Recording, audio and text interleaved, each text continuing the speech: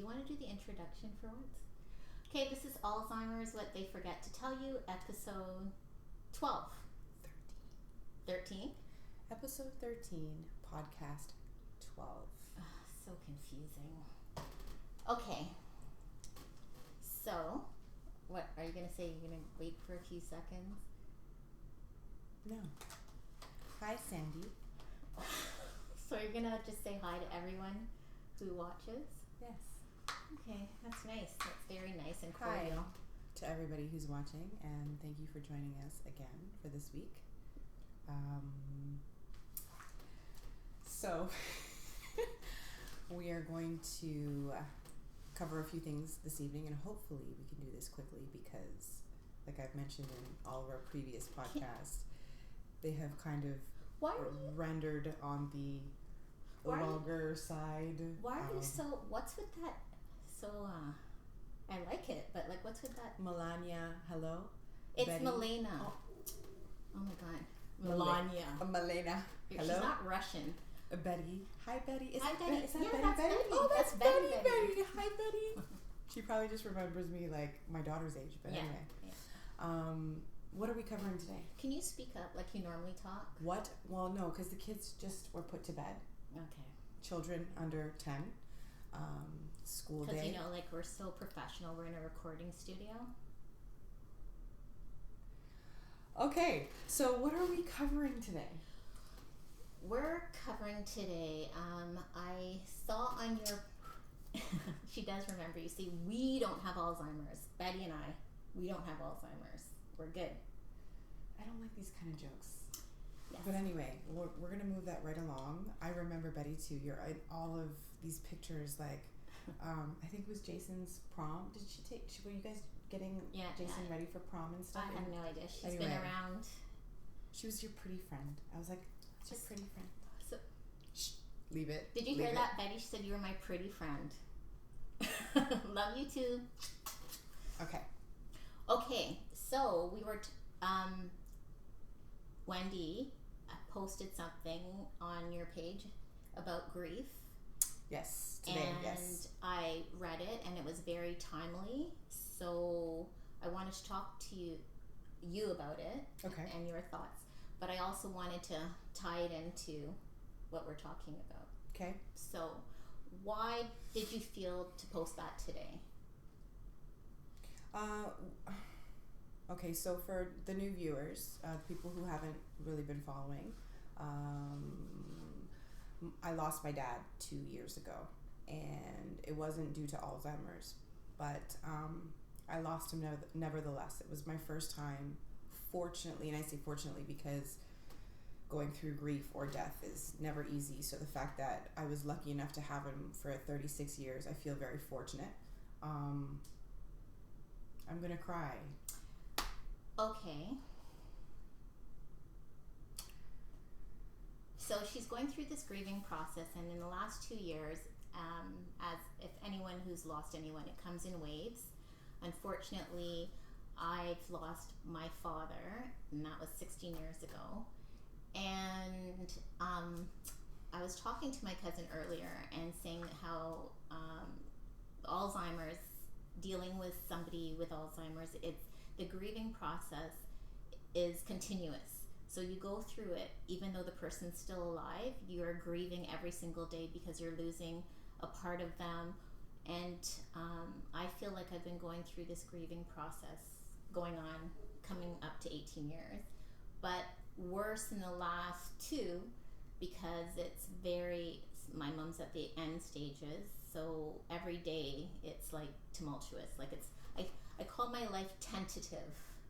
Like that's how I feel. Like everything's tentative. I can't make a serious plan because it's contingent on how my mom's doing.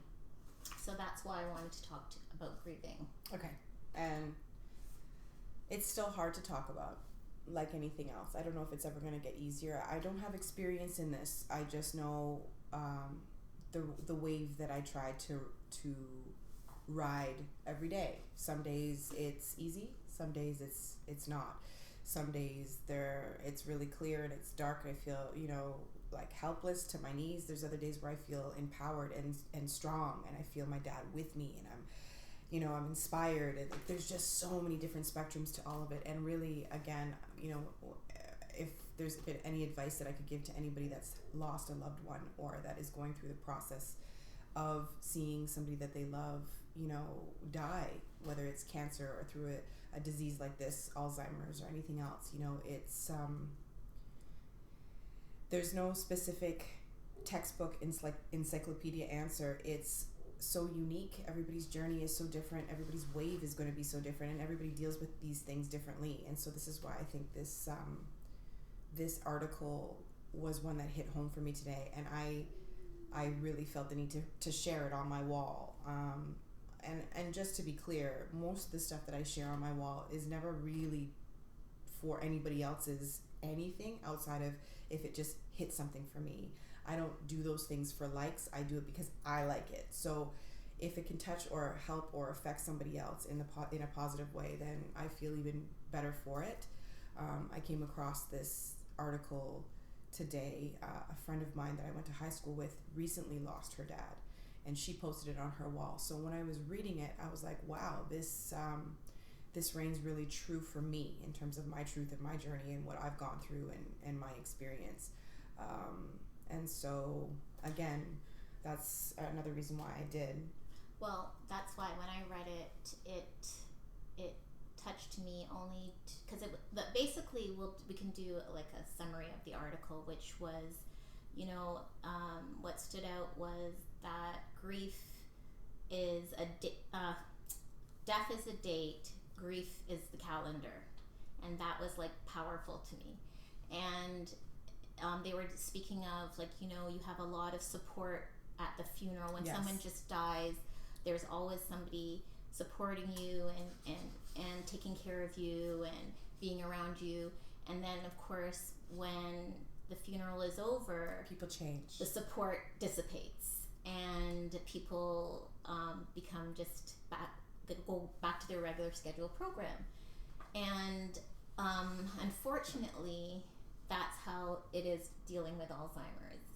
And I think it's kind of, I saw some parallels where people just don't know what to say, people don't know how to support you, and they were saying that just to be mindful because of that same saying that death is a date, but grief is a calendar, so that it's a continuous process. Yes. And that if you really want to be supportive to that person, it should be continuous. Same. That's right.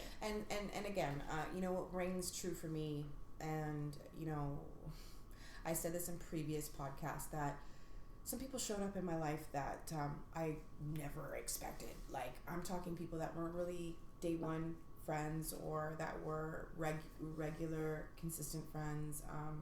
People that were acquaintances, sure, or people that I weren't really that close. They were there by my side, even up to now. It's consistent checking in. How are you? How are you feeling? Are everything okay? I'm saying a prayer for you. I'm thinking of you. I'm thinking of your dad. People that I really thought, well, family, whatever that means. People who... Lori saying 6 months later. Yeah. Yes, that face. Yeah. And again, I'm 2 years in, so... And I'm 16. Yeah. And ongoing, right? So... this type of thing really opens your eyes up to who people are to you, for you, how they show up for you. I don't hold anything against anybody who wasn't able to make it to the funeral. I know a lot of people sent their love, their prayers, their healing, everything throughout different realms and just could not make it to the funeral, and that's fine. And to be honest with you, if you guys took the time to read this article, that entire day was a blur for me. Like, there's times where I sit down with my mom and I try to recap the day, and there's so much of it that my brain just like deleted and doesn't remember. And there's been some friends of mine that were like, I haven't seen you since the funeral, and I'm like, you were there? Like, I just, it's amazing how that entire thing, those 3 days of the wake, the funeral, the burial, all of these things were just pushed out of my brain or my psyche, I guess maybe as a protection mechanism. I don't know. Again, I've never gone through it before. This is my first experience, but this type of thing that happens to people really defines you. It's a defining moment in your life. And I just, hi. Oh, no, I read it. It's just, she has homework. So Okay. Sorry. I'm like, what is that? Okay. Yeah, So these are the type of moments in life that are defining moments. And, you know, you get to really know who your tribe is. You get to really know who the people who really have your back. And it's not for the day of and the day like surrounding right after the person passes away. It's months after. It's a year, 2 years, 3 years, 5 years, 16 years after. 17 years. Right? It doesn't stop. It doesn't change. It doesn't, you know, just because the time has gone by doesn't make it at times easier. And I wish I could say that saying is real, that time heals all. In my case, and most cases in terms of people that, you know, I speak to that's lost a loved one, they feel the same, that the void is still there. No, I just think you learn to live with it. I don't think it heals. I don't think you get over it. You don't. I think you just learn a little how bit. To cope. Yeah, every day gets a little bit. You get a little bit stronger. That's it. And I would agree with that on a certain level too. But I find, you know, even having conversations with my mom, you know, the more time that passes, it almost feels like it's more time that you're forgetting those memories. You're forgetting the details or the feeling or the touch or the smells or the, you know, it's like you don't want another year to pass. You don't want anything to go by and be like, oh my God, now it's 3 years, now it's 4 years, now it's 10 years, now it's 15 years. It's like you just want to feel like that person's still there. So I don't know, it's this constant give and take. It's this constant, I feel like it's riding the wave. And that's exactly how I describe it to my friends who are recently going through anything like this, where it's loss or, you know, it's riding a wave. Mm-hmm. And that's how it feels every day with someone with Alzheimer's disease. It's riding the wave, except the person's still alive. Yeah, and you're watching them deteriorate, and you're watching them forget, and you're watching them kind of just lose who they are, and in essence end up as a shell. They're stuck in their shell. I've been reading stuff, and I find it interesting. So this is along the same topic, but you know, I keep reiterating all the time, how do you deal with this disease? I think a lot of people get caught up in trying to understand the disease, which is ironic in itself because it's a brain disorder, and you can only really understand it in an autopsy. That's the whole point why there's no cure, because it's so difficult to diagnose, it's so difficult to study, because it's the brain. And people get caught up on, well, how do I deal with this, and why is this happening? And really the only way you can really cope with this disease is kind of like making yourself stronger and not concentrating on the loss. Yeah, like I read something, I don't know, well, you wouldn't remember this, but my mom, and it's typical in Alzheimer patients or individuals, I don't want to say patients, where they say, I want to go home, I want to go home, I want to go home. And I'm reading this blog, and everyone's like, why do they say that? And it could be this, and it could be that. We don't know what's going on with the brain. So really and truly, what does it matter what it means? Like you're frustrating yourself because people are like, I feel sad because they are home. And the whole disease is a neurological brain disorder. Stop trying to understand it. You are going to drive yourself crazy. If there's anything that I've learned along this journey, you can't focus on the disease. You have to focus on, I guess, trying to like breathe in, breathe out, not trying to diagnose or understand it. It's different for everybody. Everybody presents differently. And I think that causes a lot of frustration when you're trying to like, why is this happening and why is that happening? It shouldn't, I don't think it should matter why it's happening. No, you're right. But at the same time, too, and as you had stated in the beginning, when you first got the diagnosis and your dad was in denial, your brother and you and everybody was like, no, this can't be. You want to find out everything you possibly can about this disease to try and see if you can fix it for the person or help. It's or our nature. Yes. However, this is what I'm saying. So if, Kat was saying, well, why don't you do, what would you do different? That's what I would do different. I would not try to kill myself in figuring out why they do what they do. It does not make any sense to try to do that. Right. And it's different for everybody. So you're not going to find one answer that's going to be a one size fits all, because it's your brain. It's intricate, right? So I just think to prevent a lot of frustration and confusion and aggravation, because, and then sometimes resentment, guilt, just kind of like deal with the day-to-day and try to kind of like, I think you have to build yourself up, not try to be a doctor or a neurologist. You smell like soap. Okay, that was very random. At least that's, see? Yes, my dad would say that he wanted to go home after he was in my house for 10 minutes. Made me sad. See? One time he asked my mom and I where he was and when they were visiting me. Yeah, exactly, Lynn. My mom all of the time would say, I want to go home, I want to go home, I want to go home. And we were like, you are home. But we don't know what that means. It could mean somewhere in the past. It could mean somewhere where they feel comfortable. Maybe they feel agitated at the moment. They're very confused. Like, right? Yeah. And you shouldn't take it personal. See, this is the thing. This is the thing. Everyone feels guilty and oh my gosh, and it makes you sad. It really makes you sad. But it's the brain. Right. And if we were all neurologists, it would make more sense. Marina. Okay, stop trying. Why do you try to pronounce the whole name? Because that's who. What's her Marina. name? Okay. I don't know. She's got a whole name. Continuous process. She's talking about grieving and sufficient support and understanding, because she lost her father, right? I agree. When it comes to grief, time does not heal. The void will forever remain immense. Time, if anything, teaches you to cope. Yeah, exactly. Okay.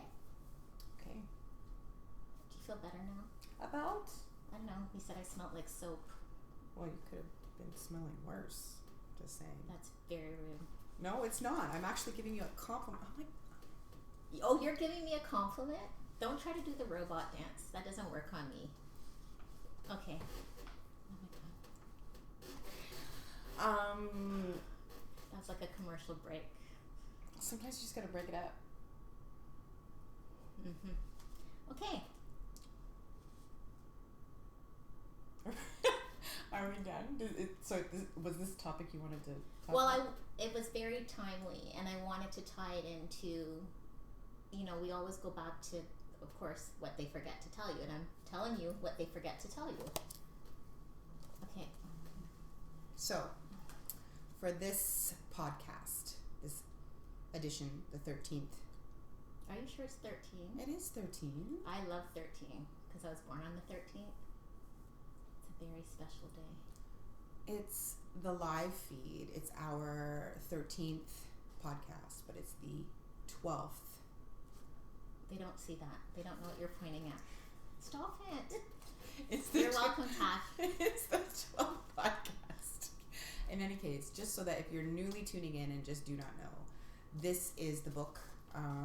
This is Karen's book. It's Alzheimer's, What They Forget to Tell You. This is my Auntie Marlene on the cover. You can purchase this book at Chapters, Barnes & Noble, Amazon. You sound like an infomercial. Where else can you buy this book? Her inbox. You can leave your information. Yeah. She can send you one, a signed copy, a personal signed copy. Do you want to sign it? Why would I sign it? I didn't write it. Oh, just checking. She wrote it. She will sign it. She will send it to you. See how that works? Okay, so leave your information in her inbox. She would be happy. Well, would you be happy, sad, not happy? I don't know. Talk. I don't want to talk for you. Ew. I'll be happy to sign it if you would like. This is Alzheimer's, What They Forget to Tell You.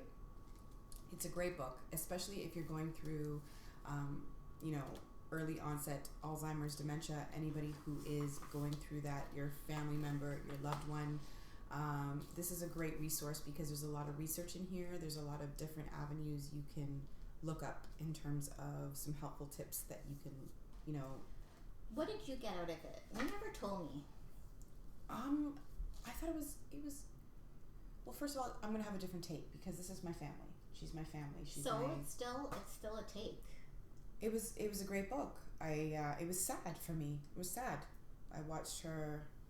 I knew her before this, so reading this was. That's why it's important for your opinion. Yeah, it was very devastating to read this. And again, I remember my dad had the same opinion.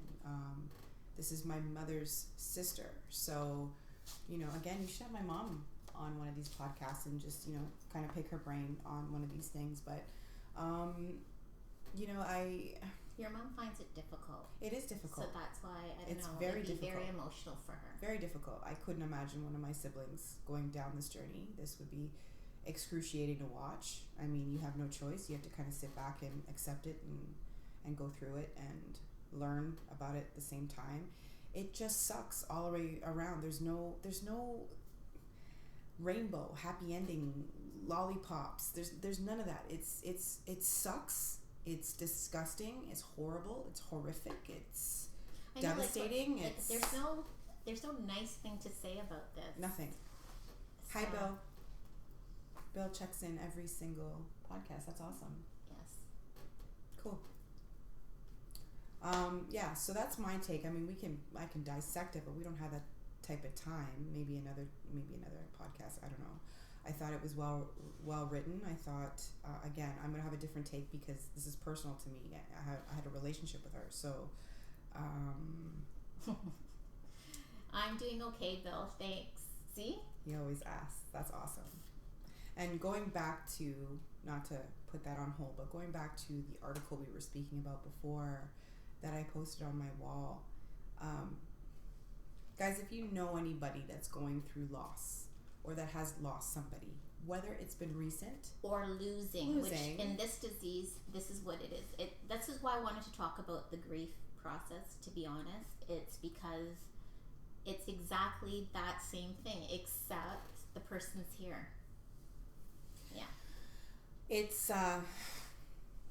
It's tough for the person going through it. It's tough for the family members. It's tough for friends, family. There's just no easy way around this. And, again, you're in such a daze. You're in such a shock mode. You're in go mode when the person transitions, and you're in funeral arrangements and getting everything together and figured out, and insurance and this and burial and details, and you're in go mode. You're not even thinking about what has really happened. It has not hit you yet. And when smoke clears and all is said and done and your loved one is either cremated or buried and the house is quiet and the phone is not ringing and people don't know how to reach out and talk to you because they're either nervous, scared, uncomfortable, feeling weird. They just want to leave you with time. They don't want to leave you with too much time. They want to check up. They don't want to check up. Some people are like, well, whatever for you. I had family members that just completely were like, whatever. Everyone's got a different journey. That article was really to just kind of be a reminder to let you guys know, check in. These are people that are dealing with loss every day.